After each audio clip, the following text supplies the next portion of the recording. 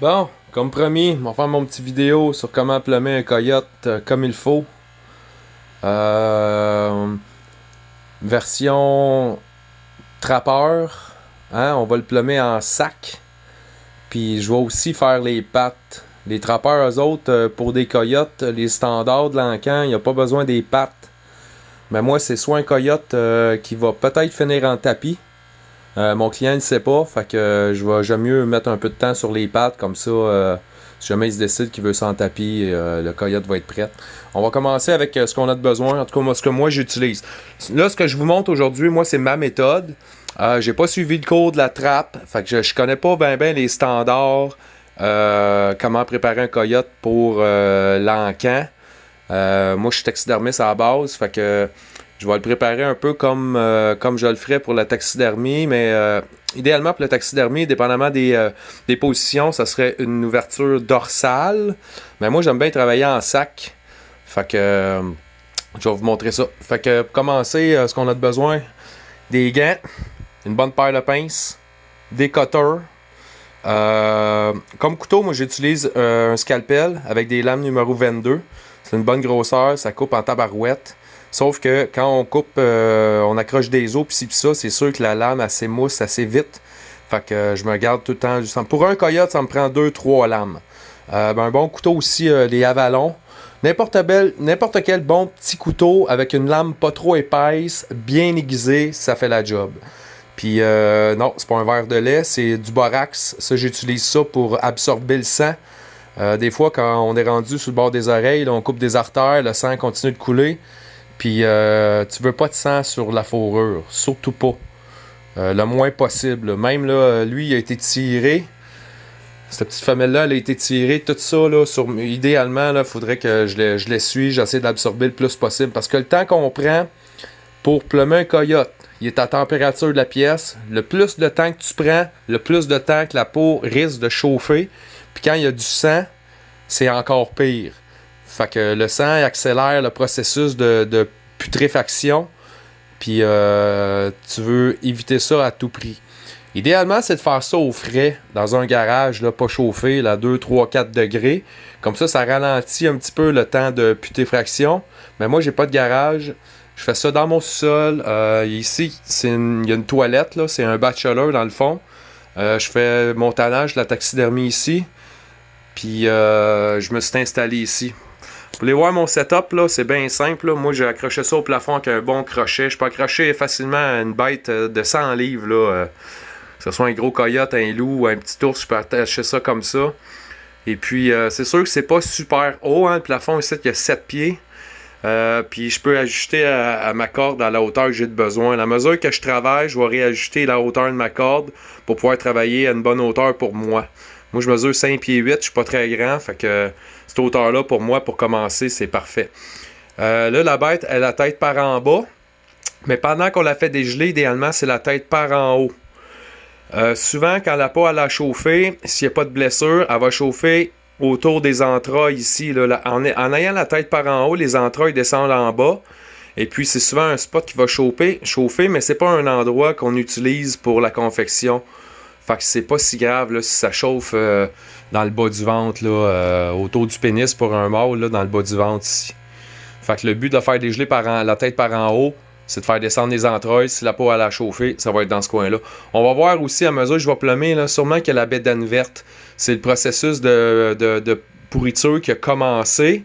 Mais c'est souvent juste une petite couche, puis quand on dégraisse la peau, cette petite couche verte-là, elle s'en va. Des fois, le cuir va rester teinté, mais une fois tanné, ça paraît plus pantoute.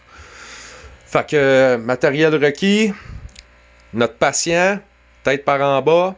En gros, là, je vais commencer en faisant une coupe. J'ai fait un petit dessin. Juste pour vous montrer, là, parce que je sais pas si en filmant, vous allez tout bien voir. En gros, ça, c'est le coyote vu du dessus, pendu par les pattes en arrière.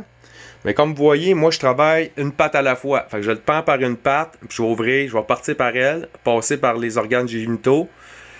Puis je vais plumer cette patte-là. Je vais sûrement peut-être même splitter la queue.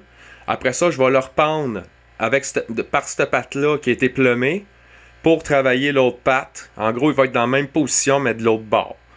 Fait qu'une fois que mes deux pattes, ils vont être plumées, que la queue va être dégagée, que les organes génitaux aussi, on va être rendu à la taille à peu près. Là, on descend ça jusqu'aux pattes d'en avant. Encore là, les pattes en avant, je vais ouvrir jusqu'au coude, une ouverture là. Je vais plummer les pattes d'en avant. Puis après ça, une fois que la peau va être descendue jusque là, jusqu'aux épaules, vu que j'ai fait une ouverture ici, que les pattes sont plus dedans, je vais être capable de sortir la patte par en dedans. Fait qu'en gros, c'est pas mal ça. C'est un peu tricky, là. Ça risque d'être un peu long, la vidéo. Je sais pas, je vais essayer de faire un montage là, pour pas que vous ayez à voir les deux pattes. Là. Vous allez en voir une. Je vais vous montrer une patte d'en arrière. C'est sûr que ça va être pareil pour l'autre. Une patte d'en avant aussi. C'est sûr que ça va être pareil pour l'autre. Je vais vous montrer ce que je fais pour la queue. Moi, j'utilise pas d'outils pour splitter la queue. Là. Ils se vendent une genre de tige. C'est un genre de guide qui permet de fendre la queue en ligne droite. Mais moi, j'ai une petite passe-passe. Là, c'est assez facile. Plus le coyote il est frais, plus c'est facile. S'il n'a jamais été dégelé, t'en as tué un le matin, t'as le temps l'après-midi au soir de le plummer tout de suite sans qu'il soit gelé, c'est de baisse.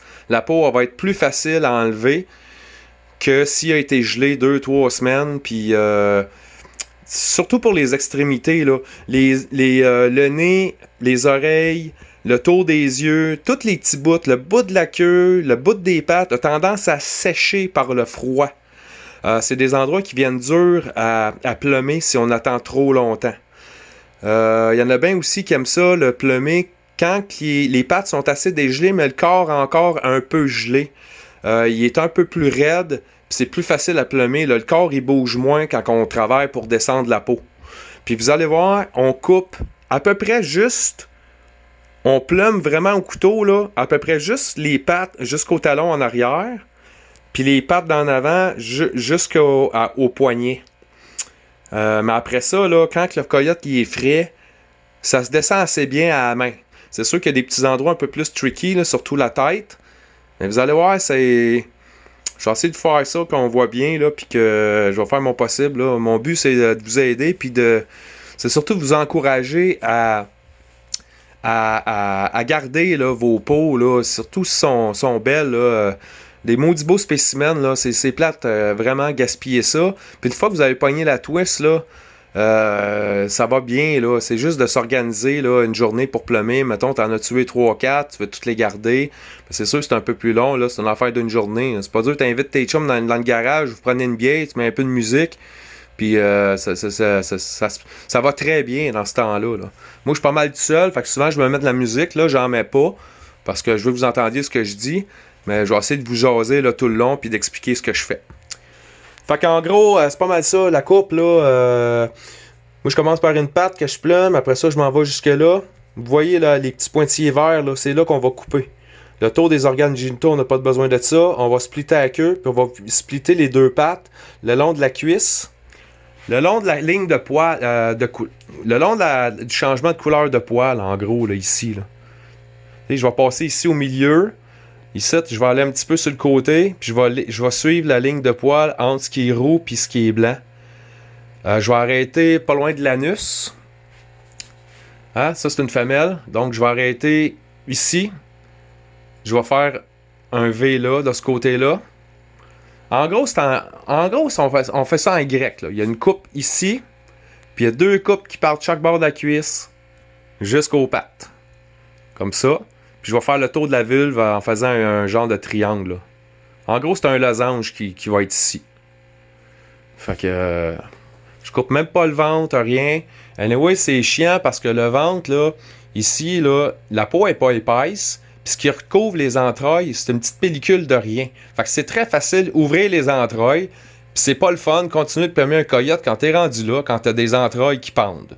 Fait qu'en sac, c'est vraiment le fun. Parce que tout reste en place. Vous allez voir, il n'y a même pas de sang, là. Il y en a à peine, là. Il y en a des fois quand on arrive aux oreilles parce qu'on coupe des artères importantes.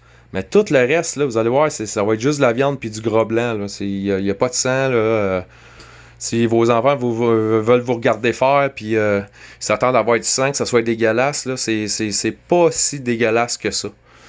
Il y a la tête un petit peu qui surprend là, quand ça n'a plus de peau, là, avec les yeux, plus de paupières, puis les dents sorties. Mais sinon, c'est assez clean. Là. Je vais essayer de vous faire ça clean. Moi, j'ai mis un bac pour que tout ce qui est sang tombe dans le bac, reste dans le bac. Il y en a bien que dans le garage, ils vont se faire un tas de brintis en dessous qui va faire la même job d'absorber tout ce qui est liquide qui tombe.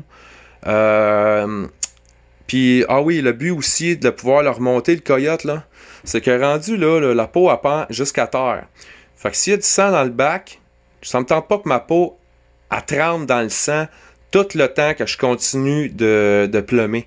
Fait que je vais mettre du borax dans mon bac pour absorber ce qu'il y a de sang. Ça pourrait être du brinti aussi ou un paquet de Scott Towel. Mais le but, c'est d'essayer de garder la peau clean. Même les trappeurs, souvent, même, ils vont le brosser avant. Ils vont enlever tout ce qui est cochonnerie pour garder ça clean. Eux autres, c'est sûr que la présentation est importante en l'encan. Ils se fient aux encans, ils se fient à ce qu'ils voient de poêle. Puis la présentation est importante, là. Mais pour les chasseurs de coyotes à carabine, c'est moins important. Moi, je conseille fortement d'aller suivre peut-être le cours de trappage. Ça vous explique comment bien prendre soin des fourrures puis comment bien les préparer. C'est un gros plus. C'est pas donné, mais si vous voulez vraiment garder vos peaux puis qu'ils soient de belle qualité, puis quand vous amenez ça à une tannerie, votre tanneur ne vous regarde pas avec des yeux croches en disant bon, un autre qui m'a fait ça tout croche. Je vous le conseille fortement. Même moi, je pense pas trapper. Je chasse pas non plus, mais j'ai le goût d'aller le prendre juste pour avoir des trucs de plus. Fait que on va commencer. Je vais essayer d'installer mon téléphone d'une manière qu'on voit assez bien là.